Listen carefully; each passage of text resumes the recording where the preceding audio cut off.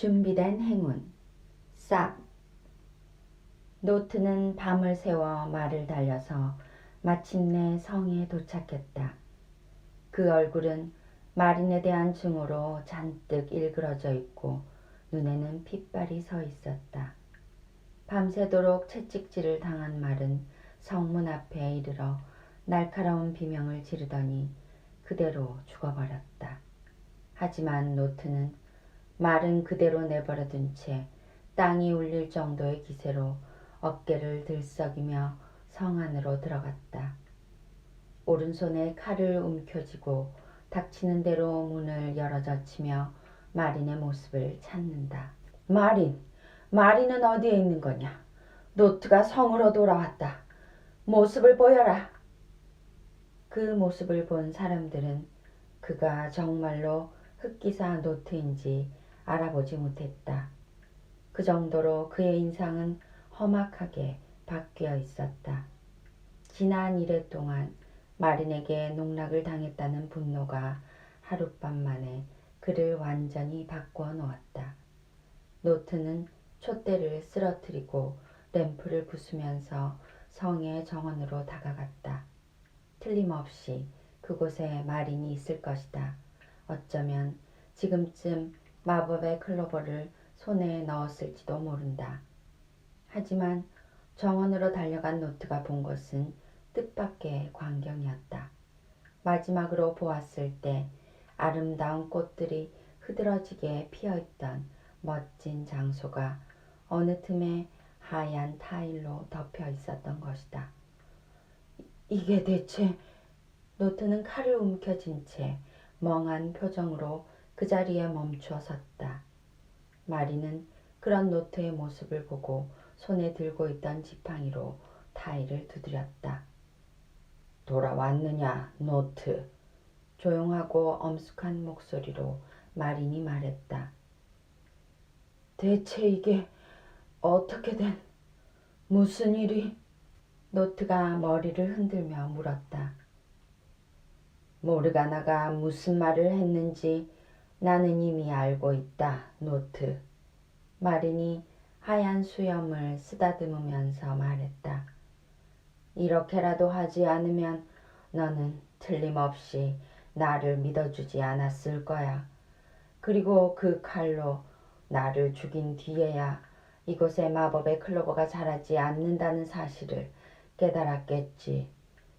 그 조용한 목소리에 노트는 비로소 제정신을 찾기 시작했다. 나는 어리석었어. 그런 생각이 조금씩 가슴속을 메웠다. 노트, 이곳에는 마법의 클로버는 자랄 수 없다. 마린이 말을 이었다. 내가 말한 대로 마법의 클로버는 몇 시간 전에 피어났다. 내가 따오고도 남을 정도로 엄청나게 많이. 하지만 너는 자신감을 잃고 마법의 클로버를 찾는 일을 포기해버렸지. 그뿐이 아니다. 너는 숲속에 있는 동안 줄곧 누군가가 운을 안겨주기만을 바랐어. 노트는 칼을 떨어뜨리고 타일 위에 무릎을 꿇듯 주저앉았다. 너무나 큰 충격과 자신의 한심스러운 행동에 할 말도 없었다. 눈앞에 서 있는 마린에게 무슨 말을 어떻게 해야 좋을지 알 수 없었다. 그는 간신히 다리에 힘을 주고 일어나 그대로 비틀거리며 성을 나가 자신의 집으로 돌아갔다. 그 이후 흑기사 노트의 모습을 본 사람은 아무도 없었다. 시드는 그 다음 날에 성으로 돌아와 즉시 마린에게 달려갔다. 마린은 완전히 거짓골인 시드의 모습을 보고 만족스럽게 고개를 끄덕였다.